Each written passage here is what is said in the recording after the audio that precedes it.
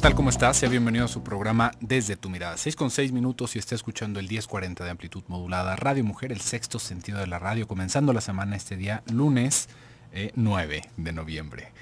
Tras los micrófonos, sus psicoanalistas de la radio, Gabriela Maldonado y su servidor José Luis Amarripa. ¿Qué tal, Gaby? ¿Cómo estás? Muy bien, ¿tú qué tal? Un poco trabado. Ya veo. Poquito trabadito.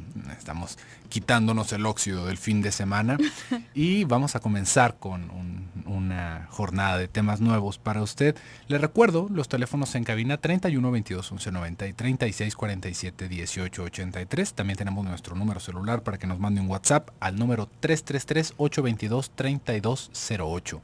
Y déjeme le recuerdo que el evento de salud, mente y cuerpo se movió para el sábado 21 de noviembre, así que váyale haciendo un espacio, porque bueno, en aquel momento nos atacó el huracán, nos llegó un huracán, y bueno, no hubo forma de que se pudiera llevar a cabo este evento. Se suspendieron todas las actividades acá en la ciudad y en parte del estado, pero le digo para que lo vaya teniendo en consideración. Y justamente el día de hoy que vamos a abordar se llama Justicia del Pueblo o Justicia sin Ley. No, es Justicia del Pueblo o Pueblo sin Ley, ¿no? Pero ahí tendríamos que pensar justamente en este tipo de situaciones que últimamente, si usted vive por acá por Guadalajara, seguramente le han tocado estos últimos ajusticiamientos que ha hecho la gente a ciertos delincuentes. Vamos a tener desde la persona que atropelló a sus asaltantes. Vamos a que esto no pasó hace mucho y bueno, fue todo un fenómeno en las redes sociales, porque bueno, todos van generando una opinión, ¿no? Eso es algo curioso del internet. Como es gratis, todos podemos opinar, ¿no? Y todos opinamos porque opinamos, eso es lo único. Y está bien, porque nos acaba dando a entender un poquito sobre la voz del pueblo, sobre esta opinión generalizada que puede haber o las discrepancias que hay entre distintas posturas. Esto, si usted no es de aquí de la ciudad de Guadalajara, se lo comento. Vamos a ver bastantes ejemplos, pero en el primer caso que le pudiera mostrar como un ejemplo, una persona saliendo del banco es abordada por unos individuos en una motocicleta y le arrebatan, me parece que su celular y una suma grande de dinero que acababa de sacar del banco. Esta persona, ante la impotencia, lo que hace es que los empieza a seguir y les da alcance y les echa el carro encima y se hace una carambola de aquella sobre una de nuestras avenidas, pero los asaltantes quedan abatidos, ¿no? No murió nadie en ese encuentro, pero ya no pudieron escapar, ¿no? La policía pudo atraparlos y gracias a la intervención de esta persona, ¿no? que los acabó deteniendo, porque si no, bueno, tal vez hubiera sido un delito más sin culpables para perseguir. En este tipo de cosas nos vamos a plantear varias circunstancias. De entrada, ¿cuáles serían los motivos suficientes para que uno pueda atentar contra la vida de otra persona? Sea un ladrón o sea quien sea, ¿no? Estamos hablando de echarle el carro encima a alguien. No es cualquier cosa. Podríamos pensar sobre toda la frustración que hay, sobre todo el coraje, o tal vez la pérdida del patrimonio, y por supuesto que uno podría alegar que se está defendiendo, porque uno podría decir, bueno, pero no estaba en peligro su vida. Pero cuando uno le quitan esa cantidad de dinero, lo que le están quitando es su tiempo, el tiempo que tardó en ganárselo, ¿no? Y eso también es parte de nuestra vida. Entonces, estamos defendiendo nuestro patrimonio, y hasta qué punto podríamos llegar a hablar de una postura ética en donde nos permitiéramos hacer una moral más laxa para decir, sí, está bien hacerle daño a las personas que nos están haciendo daño. Y es que esta es una como condición en la cual nos hemos organizado y nos hemos fundado como, no me estoy refiriendo aquí en México, sino a la civilización misma, ¿no? ¿De qué manera pudimos hacer esa transición entre animales salvajes y personas civilizadas? ¿Qué ocurre con todo lo instintivo, con todo lo bestial, con todo lo primitivo que tenemos como animales que somos? Porque al final de cuentas somos animales civilizados, ¿no? Con un lenguaje, con toda una red y una forma de comportamiento. Pero ¿dónde queda todo eso? Sobre todo en aquello que atañe a la agresividad, que es lo que aparentemente más amenaza con el orden público, ¿sí? Porque bueno, pues otras cuestiones primitivas distintas a lo mejor no resaltan tanto, pero lo que atañe a la agresividad, ¿qué es lo que ocurrió con esto? ¿Nos desapareció de pronto? ¿Empezamos a hablar, empezamos a caminar erguidos y ya así se esfumó la agresividad o qué pasó? No, estas cuestiones no desaparecen, nunca desaparecen.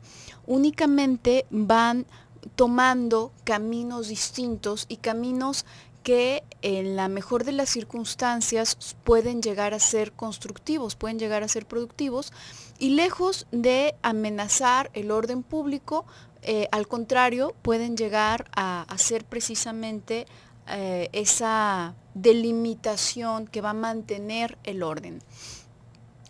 Nosotros hablamos en muchas ocasiones acerca de la pulsión de muerte, que a veces en las traducciones se pone como pulsión agresiva.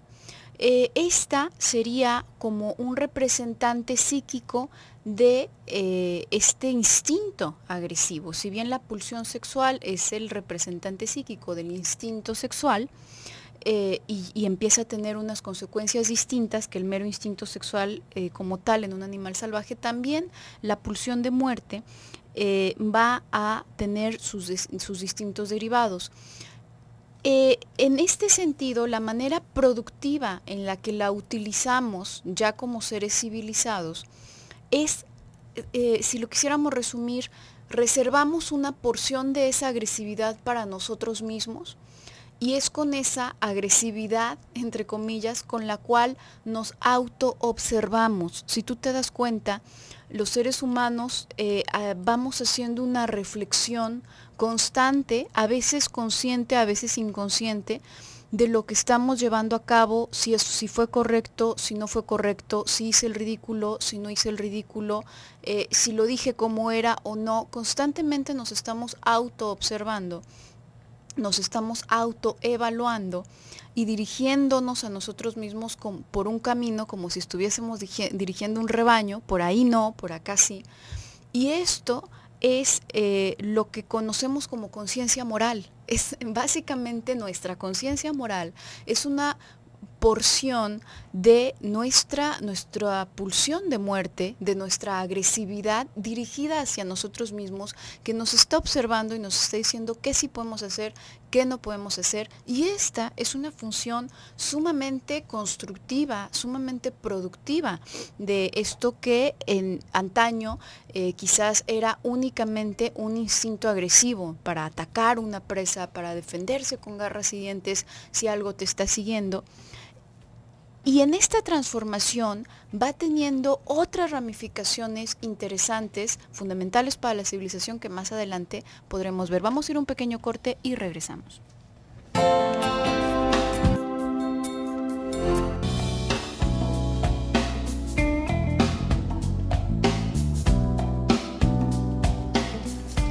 De regreso en su programa Desde tu Mirada. Le recuerdo que tenemos líneas de contacto para que usted se comunique con nosotros. Estamos en el 31 22 11 90 y en el 36 47 18 83. También tenemos nuestro número celular para que nos mande un WhatsApp en el 333 822 3208. Estamos hablando el día de hoy sobre la justicia del pueblo o un pueblo sin ley.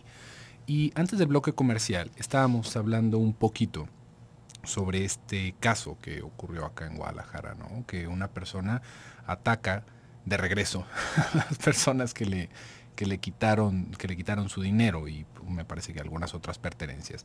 Pero ahí, como le estaba diciendo en el bloque pasado, tendríamos que pensar un poquito alrededor de esta parte ética, ¿no? Hasta dónde es aceptable dañar a otra persona. Y de esto definitivamente que no vamos a llegar a un punto medio, ¿no? No podríamos establecer algo universal de entrada. ¿Por qué? Porque es una parte ética y esto no es algo que se puede imponer, es algo que se acepta, se asimila. Digamos que es como, podríamos hablarlo como una parte psicoanalítica, como una castración aceptada, ¿no? Hasta dónde yo voy a tener mis límites, hasta dónde es aceptable hacer ciertas cosas. Y esto lo que nos va a llevar es a una estructuración mental diferente, ¿no? En algo en donde tendríamos que, no podríamos cortarnos a todos con la misma tijera, ¿no? No es algo que nosotros pudiéramos imponer a los demás como un bien mayor. Y muchas personas lo intentan hacer, pero pues es una empresa hecha a perder, ¿no? No es algo que podamos hacer, porque de entrada no se acaba entendiendo. Porque si retomamos este ejemplo, tendríamos que pensar, ¿quién estuvo mal? ¿No? Yo no podría decir los ladrones, y la otra persona hizo justicia, ¿no? ¿Y qué es la justicia como tal? ¿No? No nos vamos a poner con sensibilidades de que si los ladrones necesitaban más el dinero que la otra persona. Lo que estamos viendo ahí es que alguien le está quitando sus pertenencias a otro a la fuerza, ¿no? Y la otra persona se está defendiendo de eso. Uno podría decir también, no, es que ya no se estaba defendiendo porque lo hizo con dolo, lo planeó, los persiguió y los lastimó, ¿no? Bueno, y entonces ahí vamos a estar en una situación también muy distinta, ¿no? Porque hasta dónde podríamos decir que entonces si alguien comete un robo y luego lo vamos a perseguir a su casa, también lo estamos haciendo con con una hazaña, ¿no? Con que lo pague, que nos venguemos. No. Ahí, como le digo, no vamos a poder llegar a un acuerdo como tal, pero nos podríamos ir dando cuenta cómo una ruptura en lo que podríamos entender como la estructura de la ley nos va a afectar a todos en nuestros valores. ¿Por qué? Es muy fácil, muy fácil juzgar esto desde afuera, ¿no? Uno puede decir, bueno, es que si a mí me quitaran ese dinero, pues ni modo, yo me iría con la policía, o alguien podría decir, no, yo en ese momento si puedo los mato, y otra persona podría decir muchas cosas, pero no le pasó, ¿no? No se vio, no está enfrentada a esa realidad. De la misma manera que alguien podría decir, bueno, es que si alguien se mete a mi casa, yo sí le quitaría la vida porque se está metiendo a mi casa y está poniendo en peligro mi integridad. Pero hasta que no nos veamos en esa situación, realmente no podemos saber del todo cómo vamos a actuar, ¿no? Hay también un sinfín de anécdotas, de historias, de personas que han respondido de esta manera, ¿no? Por ejemplo, en los Estados Unidos, si nos basamos en el hecho de que es más difundido el uso de armas de fuego, por lo que es su segunda enmienda, me parece, ¿no? En donde todos los ciudadanos pueden tener armas de fuego y que no hay una limitante muy clara, y hay lugares en donde uno puede cargar un arma automática en la calle, ¿no? Y no hay ningún problema porque la ley nos protege. Vamos a ver cómo ahí hay un pensamiento un tanto distinto. Por ejemplo, vámonos para nuestros vecinos que están en Austin, Texas. Me parece, no quisiera decir un dato erróneo, pero me parece que en Texas la pena de muerte es legal, ¿no? Es algo que sucede. Sí, tú también estás en lo mismo, Gaby. Sí. No sé si en estos últimos días lo habrán quitado, pero no, según yo no. Según yo, la pena de muerte está validada por la ley. Entonces ya desde ahí nos tenemos que trasladar a una idiosincrasia de la cultura.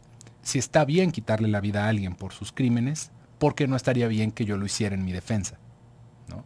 Si nos trasladamos a este otro ejemplo que di hace algunas semanas, hace algunos días, en Europa, en donde una persona con un machete está vuelta loca en la calle y lo someten con escudos, entre como 14 policías, ahí podríamos ver cómo el valor de la vida se va apreciando distinto. Pero se va apreciando distinto porque hay un trasfondo distinto. Porque no hay personas con libre acceso a metralletas en la calle.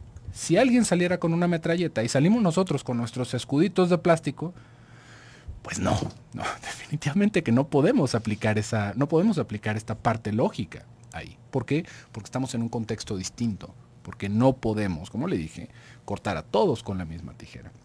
Si nos regresamos un poquito, tendríamos que ver primero cuál es el valor que se le da a la vida en la parte en donde nos toca vivir a nosotros, en la parte del mundo donde nos toca vivir a nosotros. Porque así como hablamos de esto, podemos hablar de que hay otras culturas en donde es totalmente aceptable mutilar a la gente por sus crímenes.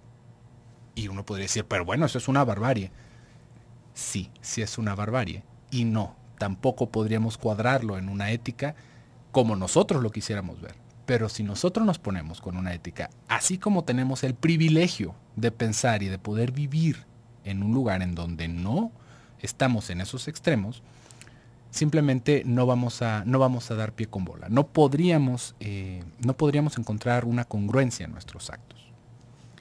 Y la cuestión es que precisamente esto que nos hace sentir como muy distinguidos en relación a los animales salvajes, em, proviene necesariamente de una de las ramificaciones de este instinto tan primitivo que tenemos, ¿no? Hace un momento estaba comentando. Entonces, esta agresividad pasa una porción a nosotros mismos, convirtiéndose en nuestra conciencia moral, de hecho, en algo que nosotros vemos tan exaltado como la conciencia moral. Bueno, precisamente viene de esta agresividad.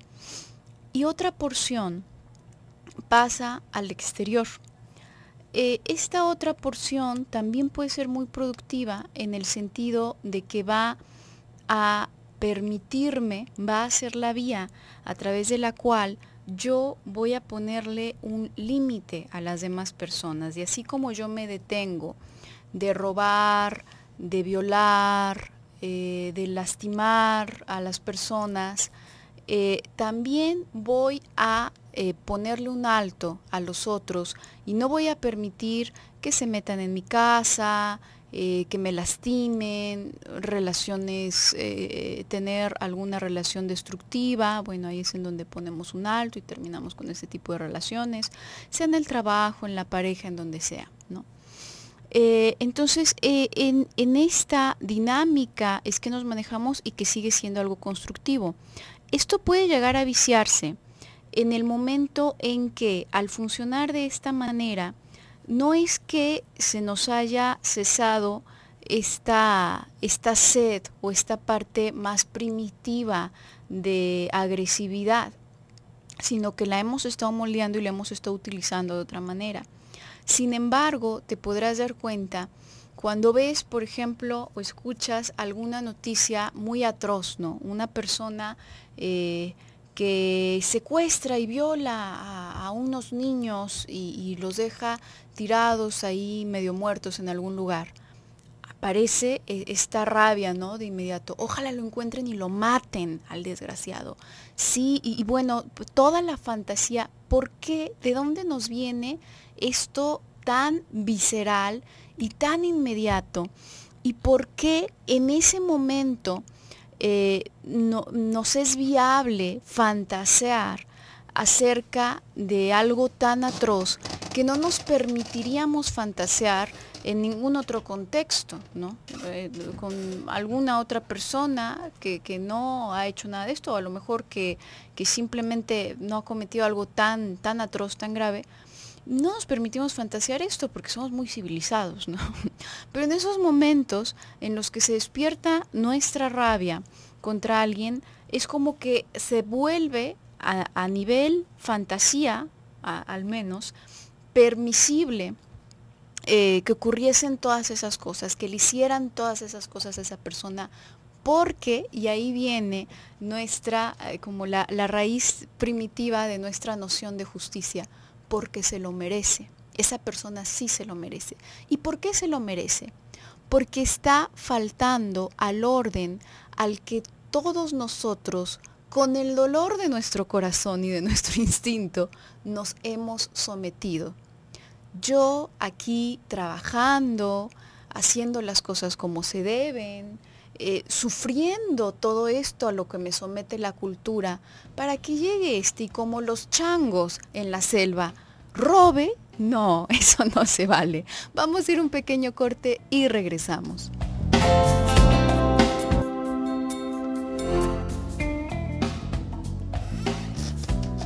Ya estamos de regreso en su programa Desde tu Mirada. Estamos hablando el día de hoy sobre la justicia del pueblo.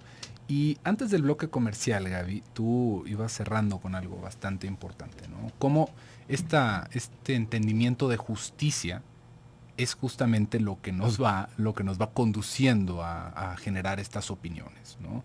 Si todos estamos en una cena, ¿no? Si todos estamos preparando la comida y estamos organizando un evento, y de repente uno de los participantes, antes de que todos los demás nos sirvamos, se come parte de lo que nosotros estamos cocinando, y no nada más su porción, sino la porción de alguien más, a nosotros nos va a parecer injusto, nos va a parecer algo aberrante tal vez, pero justamente va en ese mismo sentido, porque todos nos estábamos esperando, ¿no? Si la cosa era comernos las cosas ahí en la olla, pues bueno, lo hubiéramos acordado desde antes, pero el punto era hacer una cena, y tú estás rompiendo el orden, tú estás rompiendo a lo que todos los demás nos estamos sometiendo. Y lo mismo pasa con los ladrones. Esto es en donde surge nuestra sensación de injusticia. Pero ahí tendríamos que pensar justamente cuál es la repercusión que va a generar el que alguien se brinque la ley. Porque entonces, fíjese cómo nos podemos escalar. Tú me quitas mi celular, te mato. ¿No? ¿Cómo? A ver, vamos poniéndonos más tranquilos, ¿no? Porque ¿cuál es el punto ahí, ¿no? Y alguien podría decir, bueno, es que ningún celular vale la vida de alguien. Pero, ¿qué es lo que se está intentando defender en ese momento? ¿Y por qué tendríamos que someternos a estas otras cosas? Es una pregunta que nos puede venir muy en claro, ¿no? ¿Qué sucede si nosotros llegamos a nuestra casa y encontramos un ladrón allá adentro, ¿no? Robándose nuestras cosas que con tanto trabajo hemos adquirido? ¿Lo vamos a ejecutar ahí? ¿O qué vamos a hacer? ¿No? ¿Vamos a intentar lastimar de por vida? ¿Cuál sería nuestro proceder? Justamente por eso es que se van intentando hacer este tipo de reducciones en la ley, ¿no? Por ejemplo, la llamada defensa, ¿no? Todo lo que tenga que ver con el daño que uno le hace a los demás, mientras en defensa propia, parece que quedamos exentos de un castigo. ¿Por qué? Porque nosotros nos vimos amenazados. Y luego si hay alguien adentro de nuestra casa, pues nosotros no le vamos a preguntar si trae un desarmador, un destapador o una pistola, ¿no? Si nosotros tenemos la posibilidad, la ley nos avala para que defendamos nuestro patrimonio y nuestra integridad. Y esto no nos saca de ningún apuro en el aspecto ético. ¿Sí ve? ¿Por qué? Porque a final de cuentas, el que va a quitar una vida es uno, ¿no? O el que va a someterse a la violencia del otro también es uno.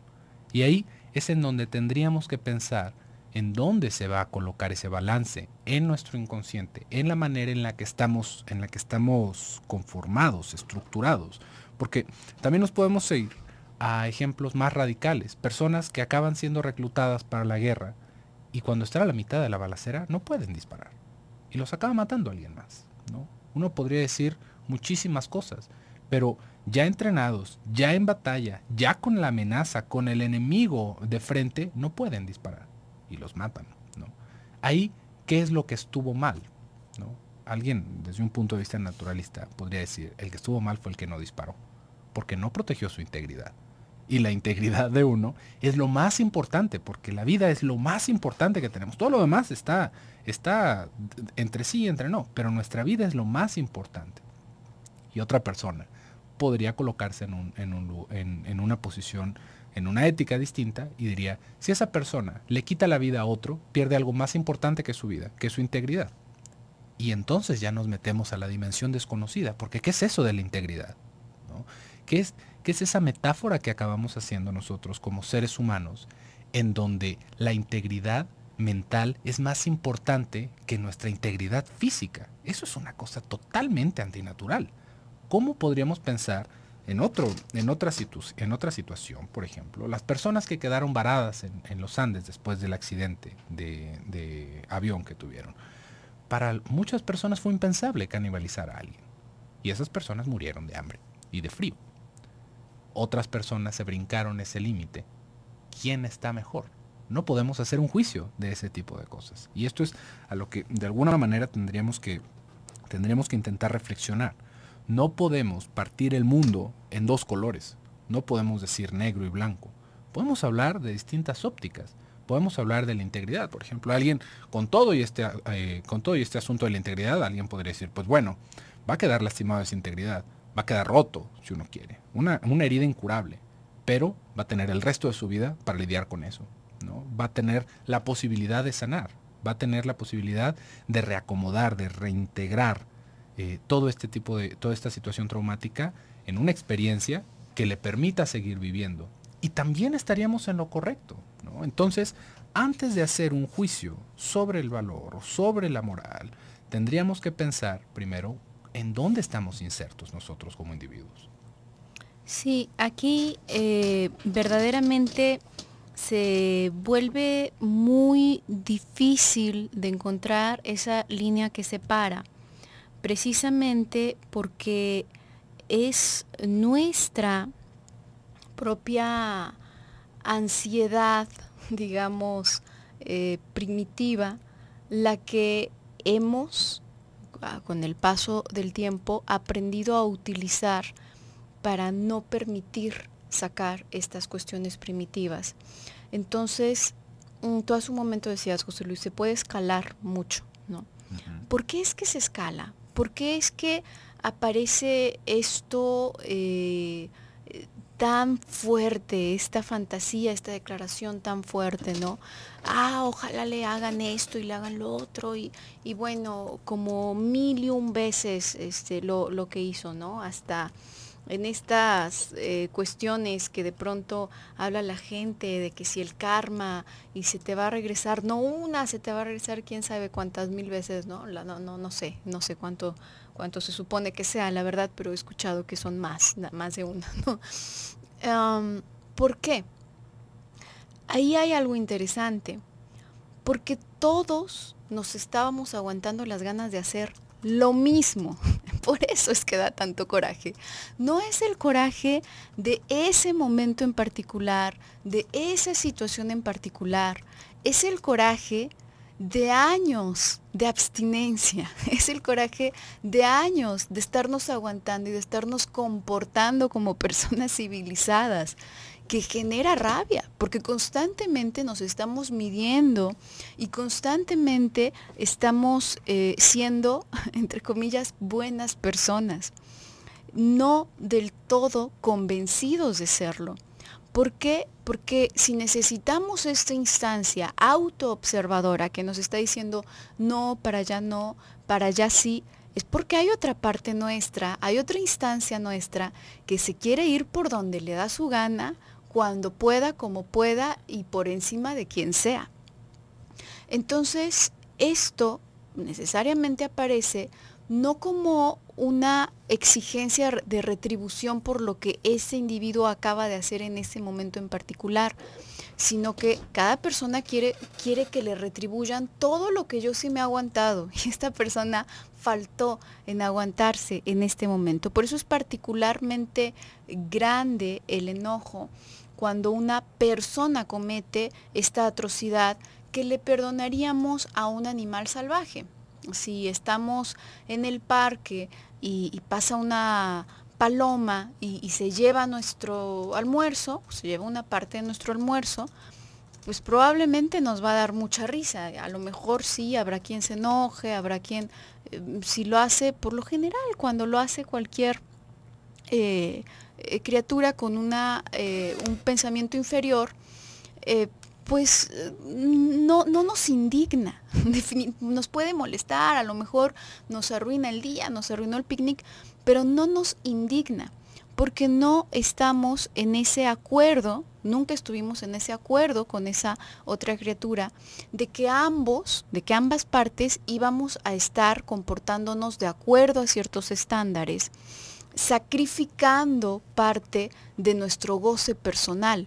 Entonces, esa intensidad con la que te enoja escuchar este tipo de situaciones es porque a ti se te antojaba hacer lo mismo, y aunque se te antojaba no lo hiciste. No exactamente lo mismo, no es que a ti se te antojaba violar y matar, no exactamente lo mismo, sino destramparte, en general destramparte. Entonces, esto no es algo que hable de que qué bárbaro, somos malos por dentro, entonces si realmente fuéramos buenos, pues no nos importaría, nos hicieran lo que nos hicieran. No, eso sería absurdo. Somos humanos, somos personas normales, comunes y corrientes, y es normal esto, que sintamos esto, y también es parte de lo que mantiene el orden. Pero entonces, ¿cómo podemos hacer para que esto que mantiene el orden no se convierta precisamente en aquello que lo quebrante? Vamos a ir a un pequeño corte y regresamos.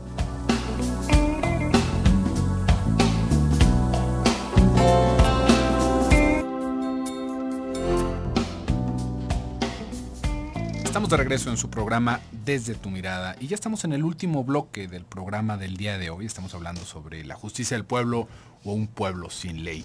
Y aquí, como ya hemos estado desarrollando un poquito el tema, podríamos llegar a una conclusión de que la justicia no es la ley, ¿no? La ley es algo a lo que todos nos adscribimos, ¿no? Todos vamos diciendo esto se vale y esto no. ¿no? Por ejemplo, podríamos hablar de uno de estos lugares barbáricos en donde mutilan a sus criminales y esa es la ley de allá. Eso es lo que digamos que comunalmente, como sociedad se decide. ¿Todos estamos de acuerdo? Sí. Y quien no está de acuerdo, pues se va a otro lado a vivir, ¿verdad? Porque tampoco es así como que cada quien vaya a hacer su propia ley. Pero todos nos acabamos añadiendo a esta ley. La justicia ya es algo muy distinto. ¿Por qué? Porque podríamos pensar en, por ejemplo, en un caso criminal, una persona que viole a un niño, pensemos, ¿no? Así como las cosas, la peor cosa que se nos pueda ocurrir, ¿no? Alguien que viole a un pequeñito. Pocas cosas generan tanta indignación en la sociedad como esto. ¿Cuál sería un castigo adecuado para una persona que hace esto? Y alguien puede decir desde que lo castren, que lo encierren, que lo maten, que le saquen los ojos, que le arranquen las uñas y los dientes. Vamos a tener un montón de opiniones ahí. Pero, ¿qué sería lo justo? Lo justo, si nos quedamos con esta idea salomónica, sería que también lo violaran. Pero no es el punto, ¿no? O sea, no estamos hablando de ese tipo de justicia o de equidad. Entonces, ¿cuál sería un castigo adecuado para un violador? Y uno podría decir, bueno, pues un castigo adecuado sería removerlo de la sociedad, porque no es una persona que pueda contribuir, no es una persona que pueda estar alrededor de otras personas, porque es un peligro para los demás. Entonces, lo retiramos de la sociedad. Y alguien puede decir, bueno, pero es que eso es hasta un premio, porque entonces lo estamos manteniendo todos. Entonces, en donde quede, pues va a seguir haciendo su voluntad y va a seguir vivo. Y esa personita que fue violada quedó marcada para siempre. Sí, claro, tiene toda la razón, ¿no? Esa personita quedó marcada para siempre, una herida que no se puede sanar así como nomás, ¿no? Pero entonces, ¿qué haríamos, no? Como sociedad diríamos, lo matamos, ¿no? Y eso, ¿a dónde nos remite? Una vez más, ¿no? Nos va a remitir al hecho de que la vida no se considera valiosa, porque si tuviéramos que pensar que la vida es valiosa, toda la vida es valiosa, no nada más la vida de quien yo crea que es adecuado y quien no crea que es adecuado, porque de entrada aquí tendríamos que ver otra cosa. Esto es un consenso, y así como aquí podríamos indignarnos, hay otro país en donde eso está permitido, ¿no? En sí hasta nos podríamos ir a tiempos bíblicos y una persona que violaba a un menor de edad estaba obligado a casarse, ¿no? Y eso era un matrimonio totalmente normal. Y hay todavía muchos lugares en donde eso sucede. No podríamos decir que eso es una ley, ¿no? O sí, porque entonces todos estamos sometidos a eso, pero estamos violando la integridad de otra persona, estamos metiéndonos con su libertad. Y entonces vamos a ver que no podríamos decir que hay algo bueno y que hay algo malo de entrada, ¿no? Así como ponernos con nuestro machete justiciero para decir quién vive y quién muere. Pero lo que sí podríamos ver es que hay un nivel de entendimiento de los valores morales y de los valores éticos, dependiendo de dónde estemos viviendo y de cómo estemos desarrollados como sociedad. ¿Por qué? Porque tal vez haya lugares en donde eso se valga, pero estamos pensando en los mismos lugares en donde se mutilan a los ladrones, ¿no? Imagínese, ahí si hubiera sido la historia de los miserables de Jean Valjean ya sería manco y tuerto, ¿no? Y no hubiera surgido toda esta controversia sobre la ley. Si hubiera quedado de ahí, hubiera quedado de mendigo, ¿no? Por robarse un pan. En cambio, tenemos otra sociedad en donde a Jean Valjean lo meten a la cárcel por muchísimo tiempo, ¿no? Y eso nos lleva a una discusión distinta. ¿Por qué? Porque tampoco era justo, porque tampoco era un castigo adecuado, porque no era una persona mala. Pero esto ya nos dio la oportunidad de repensarlo, ¿no? Si nos vamos a este tipo de extremos, tal vez podamos entender un poquito cómo es que se van haciendo estos matices en el entendimiento y en la ética, pero no porque podamos sostenernos sobre un banquito que me diga mi principio moral es superior al tuyo, sino en el entendimiento de lo que está sucediendo. Y aquí tendríamos que entender entre estas cosas básicas que estamos desmenuzando como para poder llegar al entendimiento de dónde surge esta noción de justicia y de dónde surge este orden que nos ha hecho prosperar, verdaderamente nos ha hecho prosperar como especie bastante, ¿no? A lo largo del tiempo. También tendríamos que entender algo fundamental. Para que los ciudadanos promedio vivamos en esta mediana tranquilidad que podemos vivir, y con esta concepción de las cosas, del valor de la vida, con este nivel de salud mental, podríamos decirlo, es necesario que exista un organismo dedicado a hacer valer la ley en lugar de nosotros. ¿Por qué? La ley, me refiero, todos, cada individuo, en su experiencia personal, debe de hacer valer la ley para consigo mismo, ¿no? En el momento en que yo me someto a la ley, en ese momento estoy mostrando también y estoy transmitiendo la ley a las personas a mi alrededor, y sobre todo si estoy educando a alguna o algunas personas, de esa manera es que lo estoy transmitiendo, yo sometiéndome a la ley, ¿no? Entonces tenemos que acatarla, pero siempre hay desperfectos. ¿Y qué pasa? ¿Por qué es que requerimos de organismos, por ejemplo, como la policía, como el ejército, es más, los oficiales de tránsito, todo esto? ¿Para qué requerimos de eso? Esta organización, digamos que nos salvaguarda de tener nosotros que actuar de una forma salvaje y de una forma poco civilizada. Y al no necesitar nosotros hacer esto, podemos también mantener un cierto nivel de salud mental y de armonía, entre comillas, podremos decir, más adecuado, que nos permite llevar la vida de una manera pues mucho más tranquila y mucho más fluida. Sin embargo, se requiere que haya personas que sepan usar un arma, ¿no? Verdaderamente, bueno, se pueden decir muchas cosas, pero el hecho de que existe una fuerza policial de personas que están dispuestas a arriesgar su vida y que están dispuestas a arriesgar la vida de otras personas, pues es algo necesario y fundamental para que exista y se sostenga una ciudad, para que exista y se sostenga una comunidad. Es algo verdaderamente necesario. ¿Qué consecuencias va a tener para esas personas mental y físicamente esto?